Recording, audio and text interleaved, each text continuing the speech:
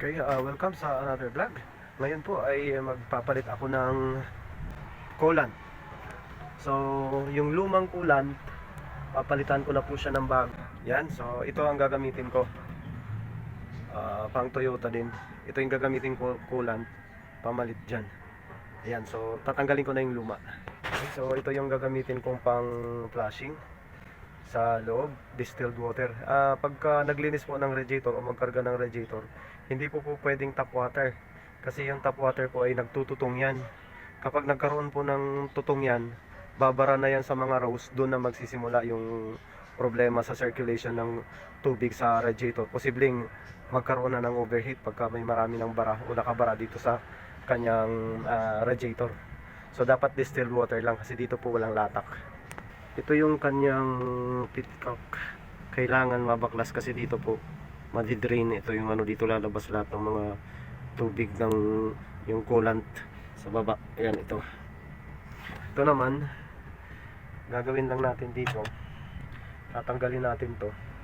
Tapos ibababa natin doon sa baba para matanggal yung nandito sa reservoir.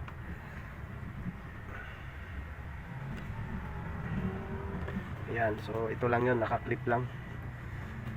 Alin natin. Ayan. Para maubos yung laman dito sa reservoir na to.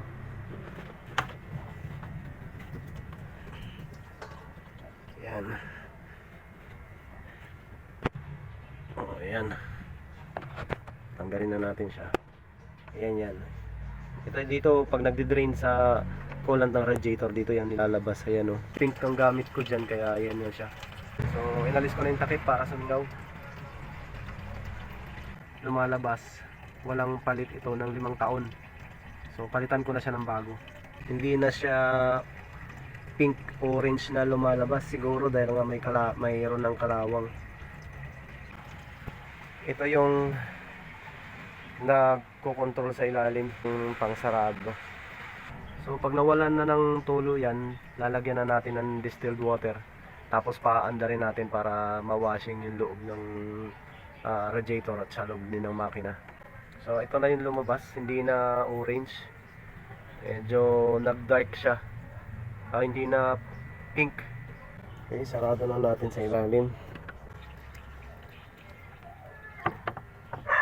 Paandarin natin siya ng 10 to 15 minutes. Mawashing talaga yung loob.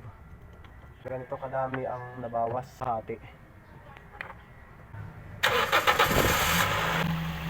Ayan, so bumaba siya. Pa natin para mapuno.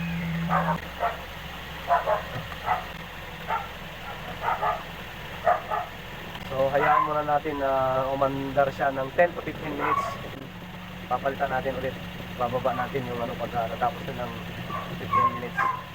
Okay, so ayan. 15 minutes na. Uminit na. So papatayin ko na yung makina. Okay, yun. So napatay na yung makina. Ito po pag ganito, hindi po pwedeng buksan ito agad. Kasi tatalsik po yung tubig dito, mainit, kulo, malalapnos ka dito. So ang gagawin dito, antayin mo na siyang lumamig. Malalaman mo na malamig na siya. Yung radiator hose, napakalambot na. Tsaka mahahawakan mo na siya ng matagal. Yan, so malamig na siya. So wala nang pressure kasi sobrang lambot na. Hindi na siya tatalsik kasi nga wala nang pressure sa loob ng radiator. Pin ko siya ulit. Ayan. So mawawala siya pag ginawa natin ng kalawa. Tapos na yung una na washing. Ito kalawa. Para talagang malinis na malinis.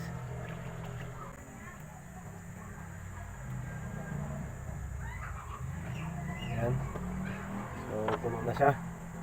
Gagawin natin, i-start ko para bumaba yun.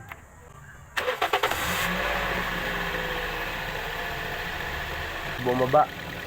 Ganun ulit. 10 to 15 minutes. Paandarin ulit ng 10 to 15 minutes para ma-washing ulit. Okay, ayan. So, malamig na siya. Ibababa natin ulit yung kanyang... Yan yung pangalawang flushing. Nilagyan ko na to ng ano, water panglinis. So ito hindi ko siya tinanggal kasi okay naman, malinis naman siya, wala namang dumi. So ito lang talaga ako nag-concentrate, pinalitan ko yung bagong coolant. Ayan, para isahang gawa na lang, bubugahan ko ito yung kanyang radiator para maalis yung mga dumi-dumi sa ilalim. Ayan, yung dito, tsaka mawala yung...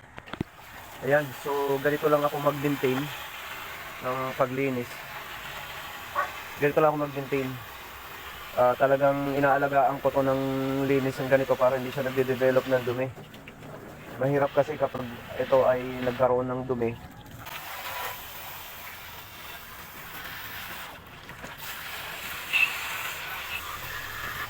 Yan, so madalas ginaganyan ko siya para malinis ang radiator. Hindi ko yan hinahayaan na ganun, kaya yan kung titingnan ay malinis talaga yung kanyang radiator. Ito yung pangalawang flashing. Medyo nawala ng pagka-pink talaga, so malinis na. So handa na po yan na salinan ng coolant na bago. Kaya yan, so kakargahan ko na siya. Babalik ko na to sa ilalim. And then babalik ko na tong hose, nakaipit sa baba dito, tapos sa kanyang gitna, ayan, tapos dito. Ayan, so ito rin yung gagamitin ko na super long life coolant ng Toyota. Yan din gagamitin ko, yan ilalagay ko dito. Ang kakasya dito, mga 3 litro at kalahati. 2 liters kasi bawat pote. So 3 litro at kalahati lang.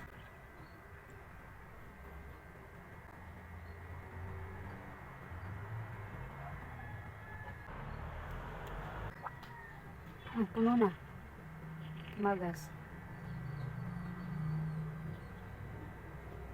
Ano puno? Puno na. Okay, lalagyan natin ng reservoir.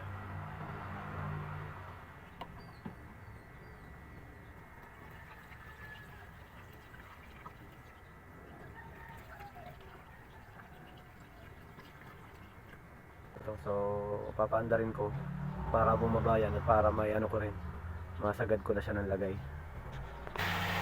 Yan, so bumaba pa siya, dadagdagan pa natin.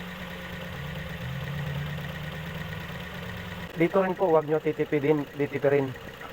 Dito po kasi sa Toyota Vios, wala po siyang indicator ng overheat. Meron lang siyang kulay asul pagka malamig pa makina. Pag nag-overheat, mag-iilaw yung pula. Hindi kagaya sa lumang sasakyan na nakikita mo yung analog na nalalaman mo unti-unti na nag-overheat. Importante alagaan yung cooling system ng sasakyan. I-maintain po yung sasakyan, huwag magtipid. Kasi kapag nasira yan, mas malaki pang gastusan dyan. So yun lang guys, huwag nyo pong kalimutan i-like at mag-subscribe para lumago po yung channel. Maraming salamat po sa inyong panonood. God bless po.